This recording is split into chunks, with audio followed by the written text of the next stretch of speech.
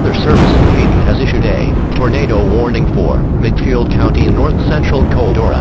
National Weather Service Doppler radar indicated a tornado on the ground near Hayden, moving northeast at 30 miles per hour. This tornadic thunderstorm will be near Hayden, Ashtown, Redfield, Green Lake. This is a very dangerous storm. For your protection, seek shelter in a strong building, and the safest place to be during a tornado is in a basement. Get under a workbench or other piece of sturdy furniture. If no basement is available, seek shelter on the lowest floor of the building in an interior hallway or room such as a closet. Use blankets or pillows to cover your body, and always stay away from windows. In a mobile home or vehicle, evacuate and get inside a substantial shelter. If no shelter is available, lie flat in a nearest ditch or other low spot and cover your head with your hands.